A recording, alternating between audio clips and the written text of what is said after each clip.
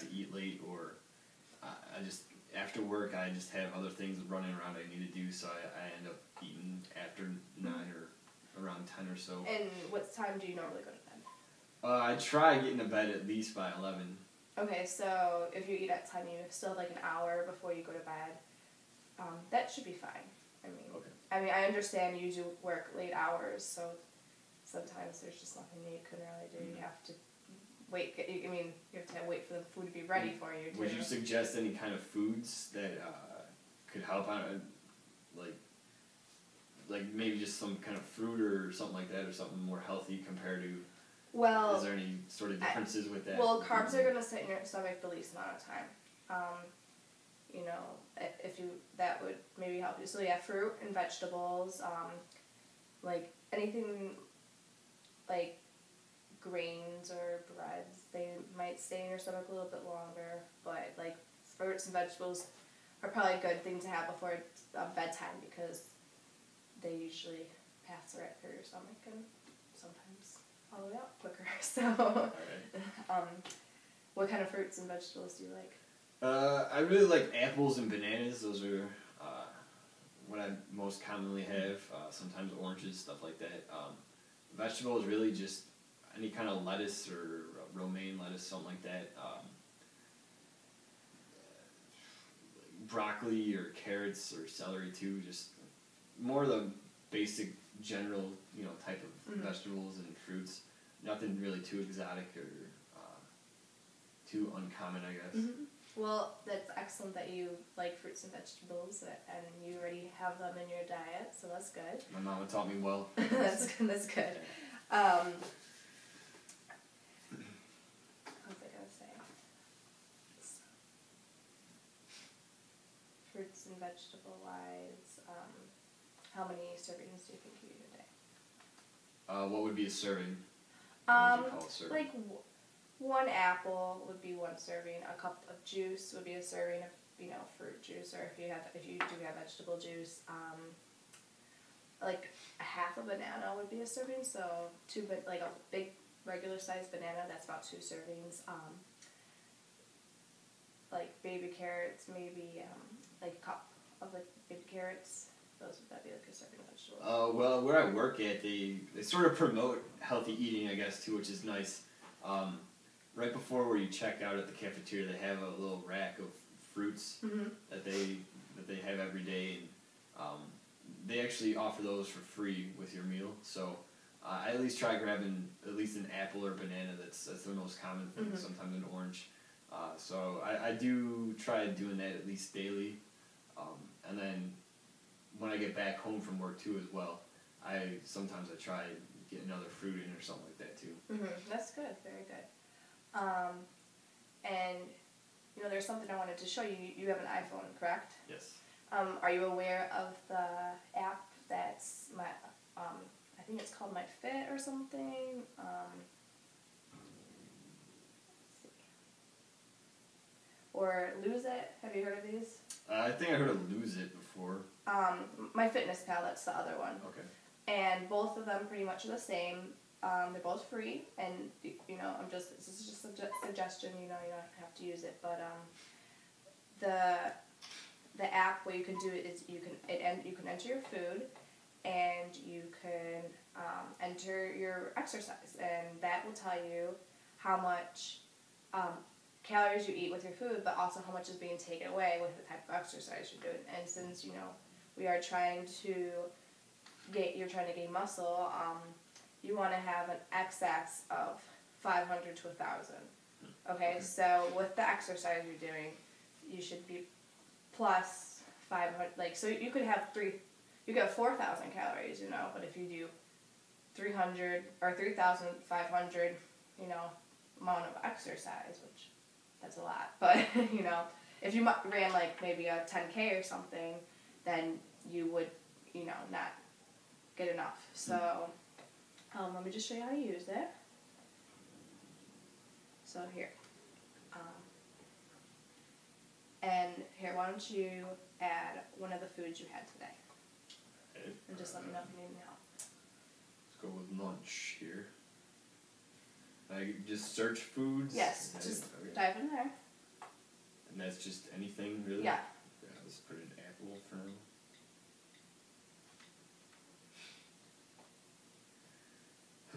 Let's go with the first one. Okay, what do we do here now? Okay, so it says apple, and it was like a medium apple, and then this you can just adjust, like if you had 1, or if you could put that as 0, and if you had a half, you know, did you eat the whole thing? Or? I had the whole thing. Okay, so then just do 1, and add, and done with the apple. And what else did you have for lunch? Sandwich, just regular turkey and ham, I guess. Here, let's see. Sometimes the sandwiches can be a little tricky. So we search foods, and you go on just turkey and ham sandwich.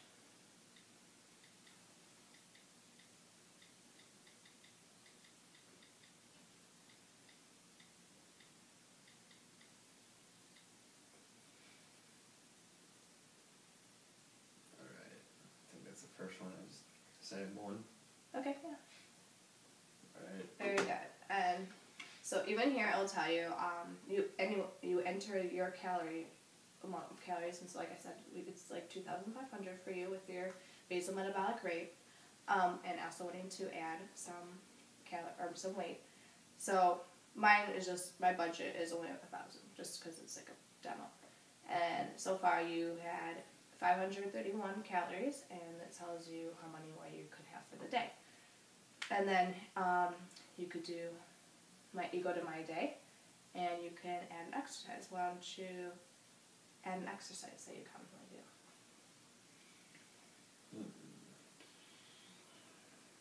Does it have running? Yep. Mm-hmm, sure. Running. Alright. And it should ask you some more questions. Speed. Well, like if you were on a treadmill, like. Okay. Let's do 6. Okay. Looks like it's all good there. Okay. So it says you did 30 minutes of running at a very good mile pace, which is 7 minutes, and that was going to burn 461 calories. So now you'll see how everything kind of changed, and now you could eat another 975. So, do you think this is something maybe you'd use? Sure, yeah, that's easy. Use it at your leisure, you know, if you want to. It's completely just a tool for you. Mm-hmm. I think it just makes the process a little bit easier, because it makes you kind of really think about what you're eating, because then you're like, no, you have to add it. So it gives you a real world perspective of how many calories. Yeah, exactly. I feel the same way.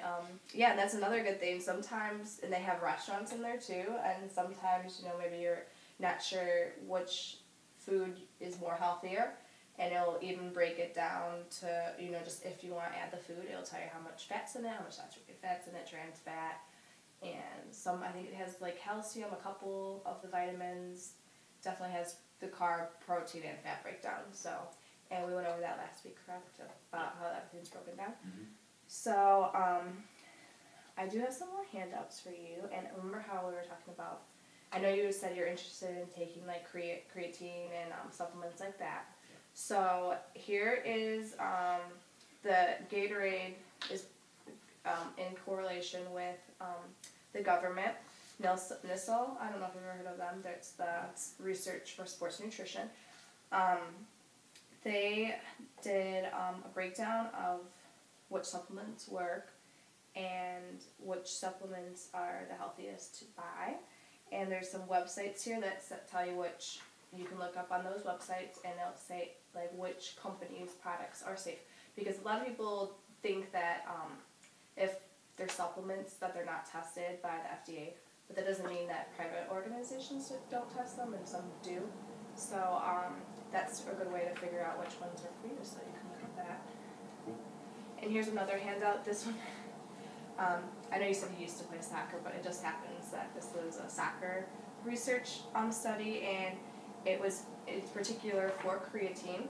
So you can look at this over, and I know creatine is one of the NISL's supplements that they say does actually work. So you can look that over, and it also talks about caffeine in there too. All right, cool. So, and then also, you know about taking the proper amount of fluids when you do take creatine, correct? You can inform me again. Well, like that paper will tell you more, and just make sure. Keep pumping water, pretty much. Pretty much, yeah. It's more sort of water mass. You're gonna gain water mass at first, but that's normal, and a lot of people will stop drinking because they're turned off by the extra weight, which may feel like fat, but it's it's not. And just make sure they say 8 cups a day, but really just maybe 10 cups a day.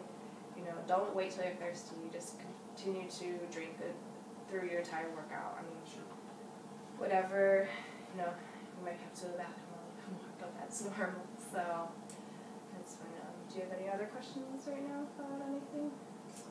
Off the top of my head, covered a lot. Okay. So do you want to go over your goals? Yeah. Sure.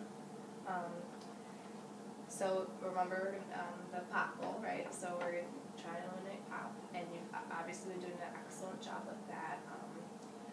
What other beverages do you like besides pop? I know you said you drink coffee and... I drink, I don't know if this really matters to know, there's the different kinds of milk, the whole milk, and I usually have around 2%. That's perfect. I don't know if one's better than the other with anything like that. Honestly, milk, the only difference is fat, because the protein milk doesn't change. The only thing that really changes is the fat. The grams of carbs don't really change, it's just the fat. So 2% is excellent. I also have Gatorade, pretty decent amount. That's good. I won't say it completely took the spot of pop, but I don't drink it in excess, but I do have one now and then. So I know that those have some calories and stuff like that too, but I don't know if that's... Calories are not a problem if that's what you're aiming for. And they can be high in sugar, but I would never not suggest them because they definitely replenish your electrolytes that you're losing during exercise. Is there a difference between like the G2, which is like the low cal, and the regular cal? I do believe, I'm not 100% sure, but I do believe that the G2 may have artificial sweeteners in it. And I know there is still some sugar in it because I think they're about 40 calories either per serving or like 80 for the whole bottle. And so, it doesn't really matter if you don't like the G2, you don't have to, it doesn't really matter. So. Okay. And I guess just with the protein stuff, I don't do it every time I work out, but I try, or if I'm in a good routine with that, I do try to have that almost after every workout. I don't know if doubling that would help, or just having that, or just the one serving size amount would be well, why don't you bring it in and we'll look at how much protein is in it, and I don't want you to be getting too much of anything either if you're only supposed to have one serving of it, and I just want to learn more about it. So could you bring that for me next time? Sure. Okay. No problem. That sounds good. And then we had one more goal, right? It was adding the snack, and are you still okay with that? Yeah, that shouldn't be too big of an issue. We have a fridge and everything at work, so I can just throw whatever, if it's cheese or just any kind of vegetable, carrots or whatever like that, I can easily just throw that in there, sort of snack on that during the day, so it shouldn't be a problem. Okay, very good. And before we go, I just wanted to ask you guys, let's find some barriers that may interfere with